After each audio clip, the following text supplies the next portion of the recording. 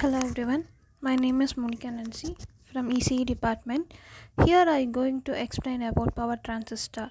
First, we see about transistor. A transistor is a semiconductor device. It is a basic building block of any digital component. The main function of a transistor is to amplify the weak signal and regulate them accordingly. A transistor comprises of semiconductor materials like silicon or germanium or gallium arsenide. Types and its working. There are classified into two types based on their structure: BJT, that is bipolar junction transistor, and FET, field effect transistor.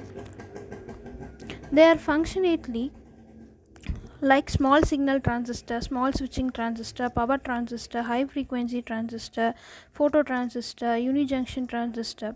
It consists of three main parts, that is emitter, base and collector, or a source, drain and gate. What is power transistor? In the three terminal device which is designed specifically to control high current voltage rating and handle a large number of power levels in a device or a circuit is a power transistor. These are classified into three types: BJT, that is bipolar junction transistor; metal oxide semiconductor field effect transistor; MOSFET, static inducting transistor. Bipolar junction transistor. A BJT is a bipolar junction transistor which is capable of handling two polarities. It can be used as a switch or as an amplifier and also known as a current control device. Its characteristics are: it has a large size so that maximum current can flow through it. The breakdown voltage is high. It has high current carrying and high power handling. Metal oxide semiconductor field effect transistor, that is MOSFET. MOSFET is a subclassification of FET transistor. It is a three-terminal device containing source, base and drain terminals. MOSFET functionality depends on the width of the channel. That is, if the channel width is wide, it works efficiently. Its characteristics are: it is also known as a voltage controller, no input current is needed, and a high input impedance. Next, static induction transistor. It is a device that has three terminals with high power and frequency, which is vertically oriented. The main advantage of the static induction transistor is that it has a high voltage breakdown in comparison with FET, that is field effect transistor. Its characteristics are: the length of the channel is short, noise is less. Next one is insulated gate bipolar transistor. As the name suggested, an IGBT, it is a combination of FET and BJT transistor whose function is based on its gate, where the transistor can be turned on or off depending on the gate. They are commonly applied in power electronics devices like inverters, converters and power supply. Its characteristics are: at the input of the circuit, the losses are less, high power gain. Then we move on to structure of power transistor. Here, these are the structure of power transistor.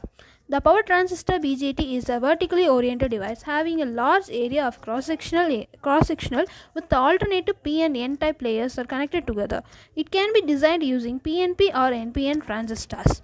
The following construction shows an PNP type, which consists of three terminals: emitter, base and collector, where the emitter terminal is connected to highly doped N-type layer, below which a moderately doped P layer of 1016 cm 3 concentration is present, and a lightly doped N layer of 1014 cm 3 concentration, which is also named as collector drift region, where the collector drift region decides the breakover voltage of the device. At the bottom, it has an N plus layer, which is highly doped N layer of 1019 cm 3 concentration, where the collector is etched away for user interface.